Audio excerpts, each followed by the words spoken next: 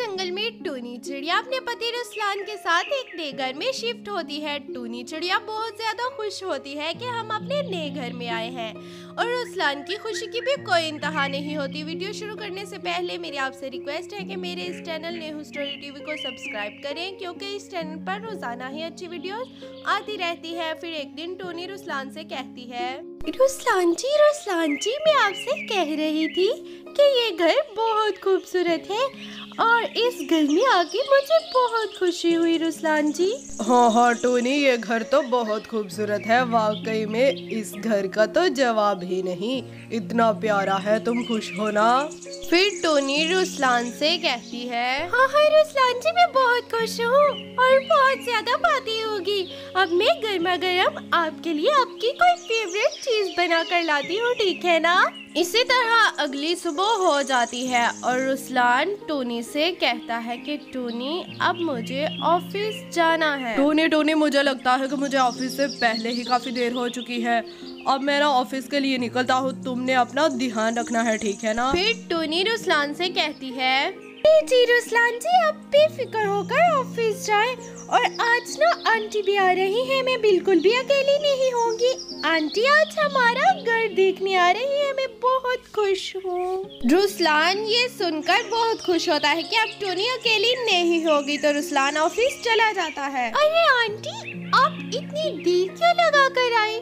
शुक्र है आप आ तो गई, मैं सुबह से आपका वेट कर रही हूँ। इतनी देर लगाकर आना था तो कॉल नहीं कर देती, मैं खामखा में इतना परेशान हो रही थी। जब टोनी अपनी आंटी से ये कहती है तो फिर टोनी की आंटी टोनी से कहती है, अरे टोनी बेटा क्या बताओ, तुम्हें तो शहर के हालात का पता ही है। इतनी ट्रैफिक थी, मैं तो ट्रैफिक में ही फंस चुकी थी।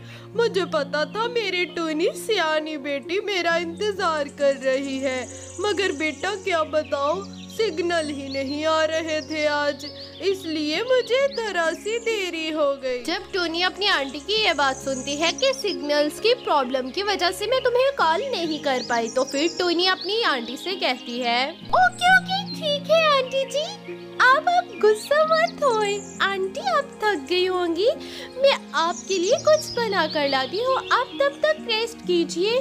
जब टोनी अपनी आंटी से कहती है कि आंटी आप बैठे और रेस्ट करें, मैं आपके लिए खाने को कुछ बनाकर लाती हूँ, तो टोनी की आंटी यहीं पर उससे कहती है, अरे नहीं टोनी बेटा, मैं आज रुकूंगी नहीं बेटा, मैं फिर कभी आऊंगी तो तेरे पास रुक जाऊंगी। मगर टोनी बेटा मुझे इस घर में कुछ भी ठीक नहीं लग रहा। तुम दोनों सिर्फ अकेले नहीं इस घर में रहते, कोई और भी रहता है। मिसाल के तौर पर कोई जिन विन भूत वगैरह इस घर में रहते हैं। मैं यकीन से कह सकती हूँ टोनी बेटा, तुम अपना ध्यान रखा करो। और रुस्लान भी आता है तो उससे भी कह देना कि तुम्हें अकेला घर छोड़कर ना जाया करे। जब टोनी की आंटी टोनी से ये कहती है कि इस घर में भूत प्रेत है, तो टोनी को बिल्कुल भी विश्वास नहीं होता।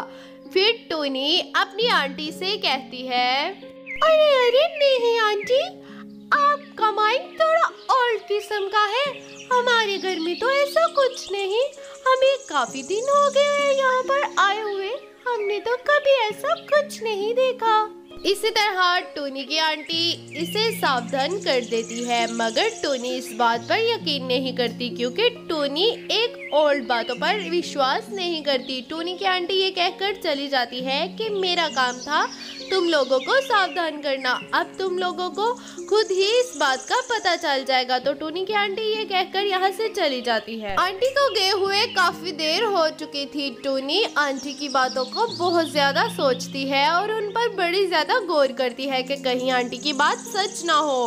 तो फिर अचानक से रुस्लान भी ऑफिस से आ जाता है और टोनी रुस्लान को आंटी की सारी बात बताते हुए कहती है, रुस्लान जी जब आप ऑफिस जाने लगे लगे थे तो मैंने आपको बताया था कि आज मेरी आंटी आ रही हैं। तो रुस्लान जी आंटी आई थी। आंटी आकर कह रही थी कि इस घर में सिर्फ तुम लोग अकेले नहीं रहते, इस घर में तुम लोगों के साथ कोई और भी रहता है। रुस्लान जी आंटी कह रही थी कि कोई भूत प्रेत भी इस घर में रहता है। मुझे तो आंटी की बातें सुनकर बहुत टेंशन हुई। रुस्लान जी मैं क्या करूं? यही सोच सोच कर मुझे तो तब से चैन ही नहीं आ रहा। जब टूनी अपने पति रुस्लान से ये कहती है कि मेरी आंटी ने मुझे ऐसी ऐसी बातें बताई, तो रुस्लान कहता है, अरे अरे टूनी जी, इस जमाने में रहकर आप फिर भी ऐसी पुरानी बातों पर विश्वास करती है। टूनी जी ऐसा नहीं करना चाहिए। टूनी आप रिलैक्स करे, चिल करे, मौज करे, मस्ती करे, हम दोनों चले, रात हो रही है, खाना खा के तो सोते हैं। इसी तरह रुस्लान जब टूनी को हिम्मत देता है तो टूनी में फिर हिम्मत आ जाती है और फिर उसे ये बातें झूठी और अंधविश्वासी लगने लग जाती हैं। फिर टूनी और रुस्लान सो जाते हैं, रात हो जाती है।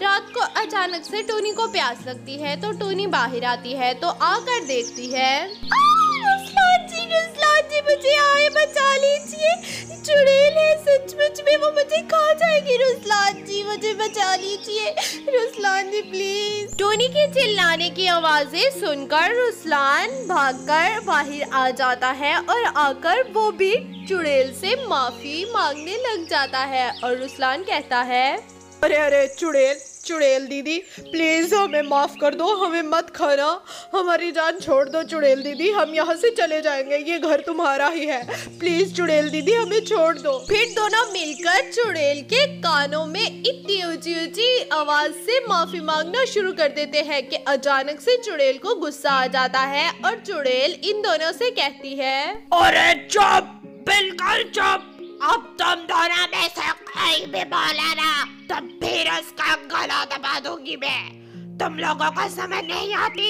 क्या मैंने किसी को नुकसान पहुंचाया है? क्या मैंने तुम दोनों में से किसी को मारा है? फिर क्यों मेरे पीछे पड़ गए हो? कब से देख रही हूँ कि अभी चुप होगे, मगर तुम दोनों तो चुप होने का नाम ही नहीं ले रहे। मैं किसी को कुछ नहीं कहती, मेरी बड़ी दुख भरी कहानी है। क्या बताओ, इस जालिम दुनिया ने मेरे पति को मुझसे छीन लिया। हम दोनों इस घर में बहुत खुशी खुशी रहा करते थे। ये घर तुम दोनों का भी है, मैं तुम दोनों को कभी कुछ नहीं कहूंगी।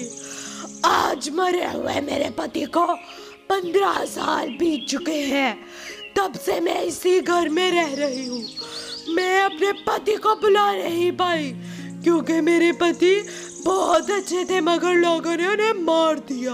इसलिए मैं अपने पति की यादों के सहारे इसी घर में तब से जी रही हूँ।